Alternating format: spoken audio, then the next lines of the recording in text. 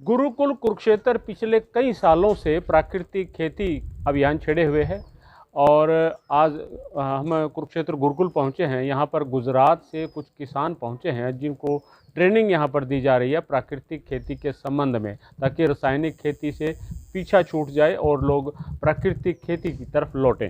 इनसे बातचीत करेंगे। क्या कहेंगे, आप कहाँ से आए हैं और कैसा यहाँ पर लग रहा है? जी धन्यवाद। मेरा नाम है अखिल जोशी। हम आत्मा बनासकांठा गुजरात से इधर विज़िट के लिए आए, एक्सपोजर विज़िट के लिए। हमारे बनासकांठा के फार्मर्स, फीमेल फार्मर्स और मेल फार्मर्स को लेके आए। उद्देश्य हमारे ये है कि गुजरात में भी अब डीएपी यूरिया का अधिकतम अभी उपयोग बहुत ज़्यादा होने लगा है खेती में। तो इधर हमने हमारा गवर्नर श्री आचार्य देवव्रत जी के प्रेरणा से हम की प्राकृतिक कृषि की ओर एक कदम आगे बढ़ाया हुआ है और ज़्यादातर अभी फार्मर्स हमारे गुजरात में की खेती की ओर बढ़े हैं, क्योंकि इसमें क्या है कि खर्चा बहुत, लागत कम आती है और मुनाफा ज़्यादा होता है। उसमें क्या है कि डीएपी यूरिया में उसमें खर्चा ज़्यादा लग जाता है। तो किसान अभी प्राकृतिक कृषि की ओर बढ़ रहे हैं और अपनी आयात ज़्यादा हो, इस तरफ हमारा प्रयास चालू है। तो क्या कहेंगे, यहाँ जो ट्रेनिंग दी जा रही है, कितने लोग आप पहुँचे हैं और क्या कुछ सीखा है आप लोगों ने? ट्रेनिंग में आके हमने फार्म का विज़िट किया। फार्म में हमने कैसे मैनेजमेंट होता है, कैसे प्राकृतिक कृषि के उनके अलग अलग आयामों का यूज़ कैसे किया जाता है, जीवामृत का कैसे कब उपयोग कैसे करना है, कब डाला जाता है, निमास्त्र कैसे डाला जाता है, घन जीवामृत का कैसे उपयोग किया जाता है, पूरी उसमें विस्तृत में हम सब किसानों को माहिती जानकारी दी गई। क्या नाम आपका? अखिल भाई जोशी। तो हमारे साथ कृषि अधिकारी हैं यहाँ पर, जो एक तरह से इंचार्ज हैं पूरे के पूरा, जो एक तरह से गुरुकुल की तरफ से स्थापित किया गया है ट्रेनिंग सेंटर। क्या कहेंगे डॉक्टर साहब?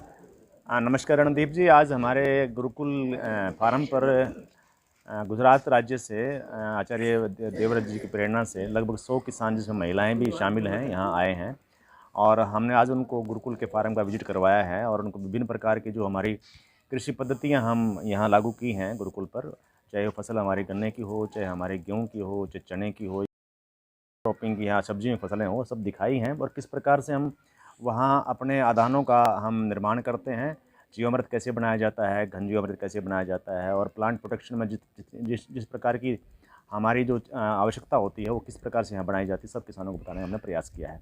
और सभी किसानों ने यहाँ बहुत इंटरेस्ट से उसको देखा है और बहुत सारी चीज़ें सीख के उन्होंने प्रण लिया है कि हम सब लोग भी जाके प्राकृतिक खेती को ही अपनाएंगे और केमिकल जो हमारी खेती है उसको छोड़ देंगे। तो डॉक्टर साहब, ये रासायनिक खेती अभी तक होती थी, अभी भी चल रही है, क्या कहेंगे? ये एक तरह से जब जानकारी सामने आई है कि प्राकृतिक खेती हो सकती है, तो लोगों को इसकी तरफ मूव करना चाहिए।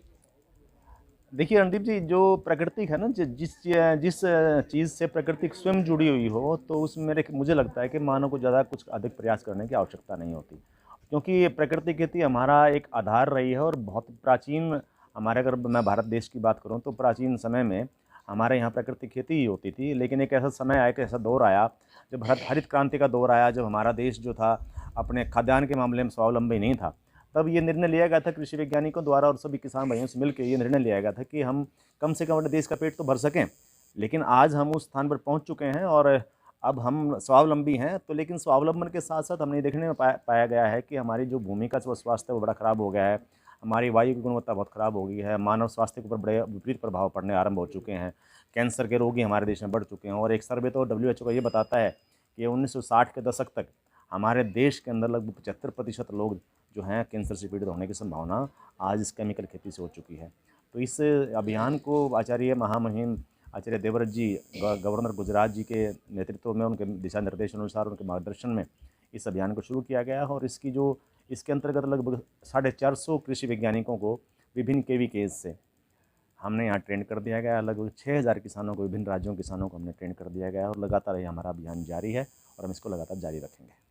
तो पंजाब केसरी की इस खास रिपोर्ट, प्राकृतिक खेती पर जो रिपोर्ट है, इसको ज़्यादा से ज़्यादा लाइक शेयर जरूर करें। Randeep road, Punjab Kesari TV, Kurukshetra.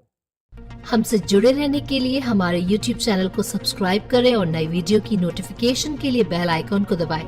अगर आप ये वीडियो Facebook पर देख रहे हैं तो लाइक जरूर करें और ज्यादा से ज्यादा शेयर करें। धन्यवाद। हमसे जुड़े रहने के लिए हमारे YouTube चैनल को सब्सक्राइब करें और नई वीडियो की नोटिफिकेशन के लिए बेल आइकॉन को दबाएं। अगर आप ये वीडियो Facebook पर देख रहे हैं तो लाइक जरूर करें और ज्यादा से ज्यादा शेयर करें। धन्यवाद।